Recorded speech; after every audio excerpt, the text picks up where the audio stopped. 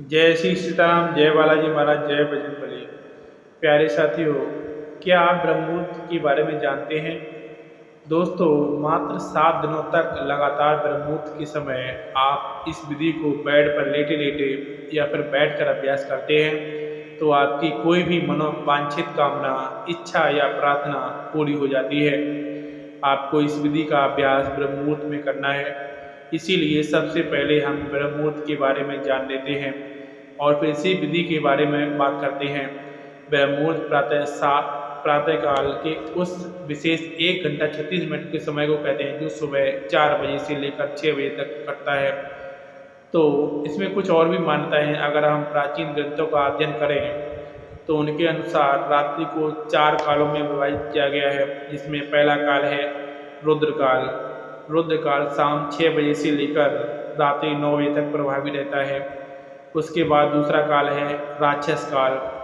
राक्षस काल रात्रि 9 बजे से 12 बजे तक प्रभावित रहता है। फिर उसके बाद है तीसरा काल आता है गंधर्व काल। गंधर्व काल होता है 12 बजे से लेकर भोर के 3 बजे तक प्रभावी रहता है। फिर आता है चौथा काल, यानी कि जिसे अंतिम प्रहर भी कहा जाता है, वह है मनोहर काल। मनोहर काल भोर के 3 बजे से लेकर के सुबह के 6 बजे तक का प्रभावी रहता है। ब्रह्म मुहूर्त के समय की जो मान्यताएं हैं वह मनोहर काल यानी कि 3 से 6 बजे के बीच में पड़ता है। हालांकि और देशों में सूर्योदय के समय में मतभेद रहता है, अतः कोई एक निश्चित समय ब्रह्म मुहूर्त का हर स्थान का एक ही नहीं बताया जा सकता है। लेकिन यदि मनोहर काल के बीच में यानी कि भोर 3 बजे से लेकर सुबह 6 बजे के बीच में किसी भी समय जल्दी उठते हैं तो ये समय अमृत बेला यानी कि ब्रह्म मुहूर्त का समय ही माना जाता है। अगर हम ब्रह्म मुहूर्त का समय शाब्दिक अर्थ को समझने की कोशिश करते हैं तो ब्रह्म का मतलब होता है देव। ब्रह्म का मतलब होता है देव होता है। देव क्या होते हैं? अगर हम ब्रह्म मुहूर्त का शाब्दिक अर्थ को समझते हैं, कोशिश करते हैं, ब्रह्म का मतलब होता है देव, अर्थात जो ज्ञान के देवता हैं। और मुहूर्त अर्थ बेला या समय, एक ऐसा समय जिसमें हम ज्ञान को समझने का प्रयत्न करते हैं, यानी कि ज्ञान को समझने का जो समय है उसको हम ब्रह्म मुहूर्त कहते हैं। ब्रह्म मुहूर्त का बहुत ही महत्वपूर्ण चर्चाएं हमारे शास्त्रों में की गई हैं। ब्रह्म मुहूर्त में जो ब्रह्मांड है और जो देव शक्तियाँ हैं वो वातावरण में विचरण करती रहती हैं। अगर आपकी नींद इस समय के दौरान अचानक खुल जाती है तो इसका मतलब आपका देव ऊर्जा आपसे संपर्क करना चाहती है। इसलिए जब आप समय में ध्यान जैसी शुभ क्रियाएँ करेंगे तो आपका शरीर ऊर्जाओं से भर जाएगा। इस समय बहने वाली वायु को अमृत वायु कहा जाता है, क्योंकि सारा प्रदूषण, सारी दूषित वायु समाप्त होकर वातावरण में ऑक्सीजन के रूप में प्राप्त रहती है। और रात के समय ओस पड़ने के कारण इस समय में वायुमंडल में दिन की अपेक्षा काफ़ी शीतल रहता है और मनोहर रहता है। इस समय वातावरण बिल्कुल शांत होता है और इस समय सोकर उठने के कारण हमारे मस्तिष्क की सभी क्रियाएँ बिल्कुल भी शांत होती हैं। इसलिए यदि आप स्टडी करते हैं, पढ़ाई करते हैं, कोई प्लानिंग करते हैं या ध्यान करते हैं तो उसमें आपको बहुत लाभ मिलता है। आपने वह कहावत सुनी तो होगी, जल्दी सोना और जल्दी उठना सफलता की प्रथम सीढ़ी है। इसीलिए यदि आप सफल होना चाहते हैं तो ब्रह्म मुहूर्त में उठना शुरू करें। इससे आपको बहुत सफलता मिलेगी। एक्चुअली प्राचीन काल में इलेक्ट्रिसिटी नहीं होती थी, बिजली नहीं होती थी, इसलिए लाइट नहीं रहने पर सूर्यास्त के बाद लोग सो जाते थे। सूर्योदय से पूर्व यानी कि ब्रह्म मुहूर्त में ही उठ जाया करते थे। यह प्रकृति के साथ चलने के साथ उनकी पद्धति बन गई थी। अतः जो भी व्यक्ति प्रकृति के साथ संतुलन बना के चलता है वह हमेशा स्वस्थ रहता है। और ये भी देखा गया है कि जो लोग प्रातःकाल जल्दी उठते हैं वो बाकी दूसरों से बिल्कुल स्वस्थ रहते हैं। और अक्सर वह लोग जो नाइट शिफ्ट में काम करते हैं उनको स्वास्थ्य संबंधित समस्याएं आने लगती हैं। कहने का तात्पर्य ये है कि अगर आप प्रकृति के साथ मेल जोल बनाकर चलते हैं तभी हम स्वस्थ रहते हैं, लेकिन हम प्रकृति के खिलाफ चलना शुरू हो जाते हैं तो हमें शारीरिक रूप से और मानसिक रूप से समस्याएं आनी शुरू हो जाती हैं। दोस्तों, अब तक आप समझ चुके होंगे कि ब्रह्म मुहूर्त क्या है और इसका महत्व क्या है। अब हम बात करते हैं ध्यान विधि के बारे में। दोस्तों, सबको मालूम है कि प्रातः काल का समय ध्यान के लिए सर्वश्रेष्ठ माना जाता है, इसलिए हम ऐसी ध्यान विधि की बात करेंगे जो विशेष रूप से ब्रह्म मुहूर्त में की जाती है। यदि आप इस विधि को निरंतर 7 दिनों तक केवल 10 मिनट के लिए रोज इसका अभ्यास करते हैं तो इन 7 दिनों के भीतर ही आपको इसके भीतर रिजल्ट मिलना शुरू हो जाएगा। ये विशेष रूप से आपकी कोई इच्छा, कोई मनोकामना अथवा आपकी कोई प्रार्थना जिसको आप पूरा करना चाहते हैं उसके लिए है। इससे पहले कि हम इस विधि पर पूरी बात करें, थोड़ी सावधानी जरूर रखनी है। जैसे कि ऐसे लोग जिनको हृदय से संबंधित कोई कष्ट है, हृदय से संबंधित कोई बीमारी है, या जिसको रक्तचाप की समस्या या ब्लड प्रेशर की समस्या रहती है, वह इस विधि का अभ्यास ना करें। क्योंकि इसीलिए इसकी विधि के अंदर हमें सांस को रोक कर रखना पड़ता है। आप कैसे आपको करना है, चलिए आप जानते हैं। ये एक बहुत ही चमत्कारिक विधि है और बहुत जल्दी अपना रिजल्ट देती है, और इसका कारण अपनी विधि में अपनी ध्यान अपनी आज्ञा चक्र पर स्थित रखते हैं। आज्ञा चक्र हमारा एक ऐसा चक्र होता है जो हमारे संकल्प का स्थान है। अगर हम इस चक्र पर केंद्रित होकर के कोई प्रार्थना करते हैं, कोई संकल्प दोहराते हैं, तो वह संकल्प प्रार्थना बहुत जल्द पूरी होने वाली होती है। क्योंकि इस चक्र का कार्य क्षेत्र भी यही होता है कि इसे हम संकल्प चक्र भी बोल सकते हैं। वह इसीलिए कि चक्र पर ध्यान लगाने से हमारे संकल्प पूरे होते हैं।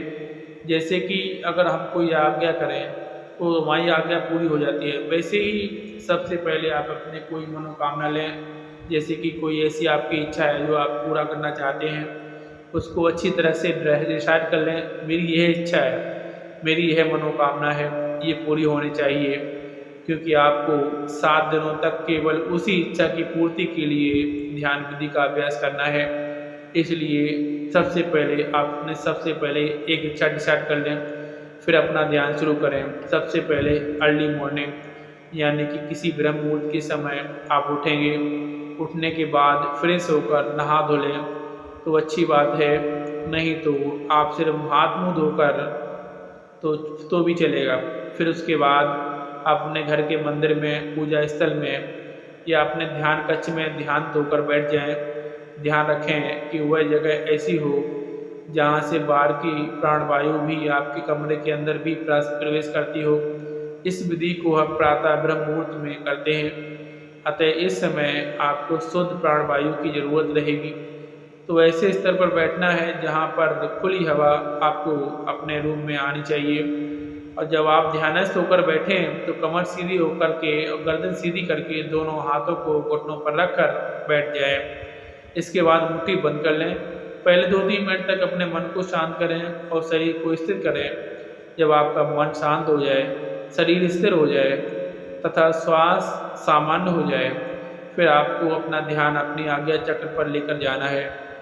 आज्ञा चक्र यानी कि दोनों भावों के बीच में जहाँ पर हम तिलक लगाते हैं या स्त्रियाँ बिंदी लगाती हैं, उस स्थान पर आप अपने अवधारणा को, अपनी अटेंशन को लेकर आएंगे। वहीं पर पूरा समय आप अपना ध्यान बनाकर रखेंगे। अब आपको इसी जगह पर लगातार मानसिक नेत्रों से इस स्थान को महसूस करते रहना है। जब आप अपने मानसिक नेत्रों से इस स्थान को महसूस करते रहेंगे, अपना ध्यान यहाँ पर बनाए रखेंगे, फिर आप लंबी गहरी सांस भरेंगे और लंबी गहरी सांस भरकर उसको अंदर ही रोककर, जब आप अपने सांस को अंदर रोक लेंगे, उस दौरान आपका ध्यान भी आज्ञा चक्र पर टिका रहेगा। उस समय आप अपने इष्ट देवी देवता या फिर गुरु का चित्र अपने आज्ञा चक्र पर देखेंगे और अपने इष्ट देवी देवता या गुरु का चित्र अपने आज्ञा चक्र पर देखते हुए अब सांस को अंदर रोक कर रखते हुए आप प्रार्थना या फिर संकल्प करेंगे या अपनी इच्छा को दोहराएंगे। जो भी आपकी इच्छा है एक लाइन में उसको दोहराकर, हे गुरुदेव या हे मेरे परमात्मा जिन्हें आप जिनको भी आप मानते हैं उनके आगे आप प्रार्थना करेंगे मेरी इच्छा पूरी हो। तब तक आप उस इच्छा को दोहराते रहेंगे जब तक आपके अंदर वो सांस को अंदर रोकने की क्षमता है। वह सांस अपने अंदर 10 सेकंड भी रोक सकते हैं, 20 सेकंड भी रोक सकते हैं या फिर 30 सेकंड भी रोक सकते हैं।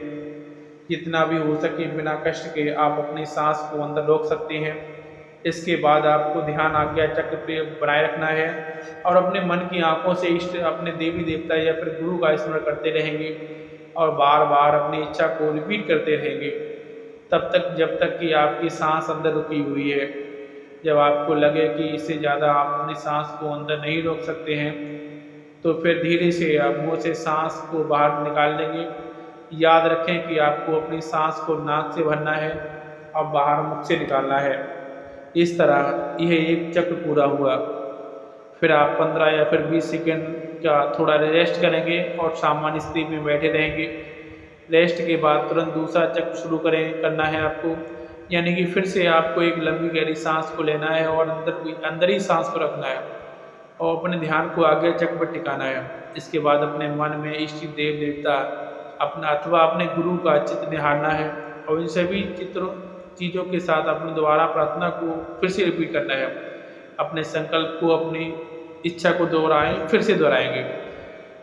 फिर आप बार बार दोहराते रहोगे जितनी देर आपकी सांस अंदर रुकी हुई है। जब आपको लगे इससे ज़्यादा सांस को नहीं रोक सकते हैं तो सांस को मुंह से बाहर निकाल देना है। फिर आपको कुछ सेकंड तक फिर रेस्ट करना है। इस तरह ये 2 चक्र हुआ। ऐसे आपको लगातार बीच में रुक रुक करके कुछ सेकंड का रेस्ट करते करते अपनी इच्छा को बार बार दोहराते जाना है और लगभग 10 मिनट तक आपको ऐसा 7 दिनों तक हर रोज़ करना है, क्योंकि ये एक पूरी विधि है। इसलिए आपको 7 दिनों तक सच्चे मन से इसे पूरा करना ही करना है, तभी आपकी सारी इच्छाएं पूरी हो सकती हैं। अगर आपने बीच में मिस कर दिया या फिर छोड़ दिया तो आपकी मनोकामनाएं पूरी होने की संभावना कम हो जाएगी। आखिरकार ऐसा क्यों हो जाता है? इस विधि की साइंस क्या है? पहली बात, हमारा आज्ञा चक्र, जैसे मैंने आपको बताया, पहले ही बताया है, यह मेरा संकल्प का स्थान है, यह हमारा आज्ञा का स्थान है, तभी इसका नाम आज्ञा चक्र पड़ा हुआ है। इसीलिए जब हम इस स्थान पर आए हुए हैं और कोई आज्ञा करते हैं, कोई प्रार्थना करते हैं या फिर कोई संकल्प करते हैं तो वह आज्ञा और संकल्प वो प्रार्थना पूर्ण हो जाती है। हम जो भी आज्ञा चक्र पर केंद्रित होकर कोई ऐसी चीज़ की डिमांड करते हैं वह डिमांड पूरी हो जाती है, क्योंकि यह इच्छा पूर्ति का स्थान है।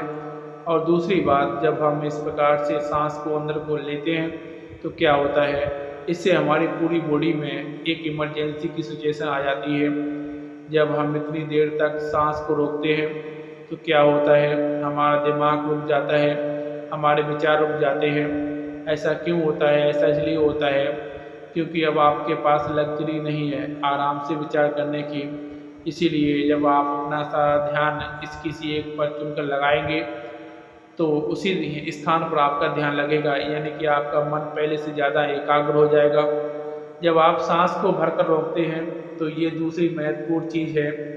और तीसरी बात ये है कि जब आप इस प्रकार के एकाग्र होकर अब बार बार अपनी मनोकामना को रिपीट करते हैं तो क्या होता है कि इससे धीरे धीरे आपकी वह इच्छा आपके चेतन मन से अवचेतन मन में चली जाती है।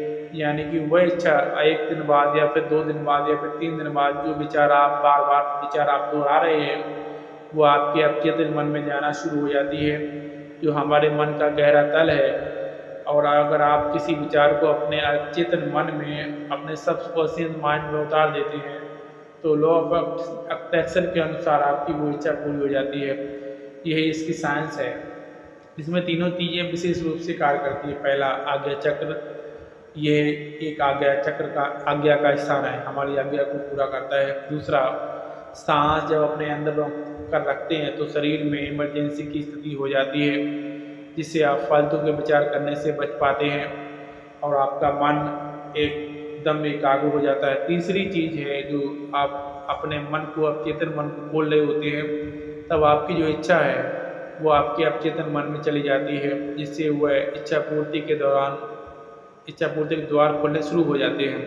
सबसे महत्वपूर्ण बात है यह, आप विधि को आप ब्रह्म मुहूर्त के समय में कर रहे हैं। ब्रह्म मुहूर्त का समय की जो विशेषता है वह मैंने आपको शुरू में ही डिटेल में आपको बता दी है। अगर हम कोई विधि ब्रह्म मुहूर्त के समय में करते हैं यानी कि प्रातः काल में करते हैं तो ये समय देवताओं का समय होता है, परमात्मा का समय होता है। अतः ये समय में आप अपने शुद्ध मन से कोई भी प्रार्थना करते हैं तो वह प्रार्थना आपकी जरूर सुनी जाती है। तो अब आप पूरी तरह से आप समझ चुके होंगे। अगर आप भी कोई संकट में फंसे हुए हैं, आप उस संकट से बाहर निकलना चाहते हैं, तो उस संकट से बाहर निकलने के लिए आप इस प्रकार से ध्यान करेंगे। आपकी कोई बहुत ज़रूरी आवश्यक इच्छा है या कोई मनोकामना है, कोई ज़रूरत है आपको जिसे आप जीवन में पूरा करना चाहते हैं, तो इस इच्छा या ज़रूरत को आप इस विधि से अपने जीवन में पूरा कर सकते हैं।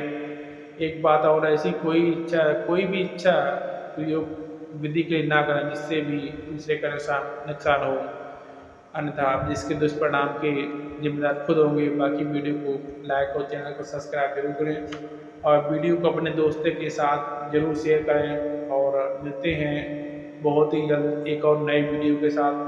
तब तक के लिए धन्यवाद और अपना आपका दिन शुभ हो। जय श्री सीताराम, जय बालाजी महाराज, जय बजरंगबली।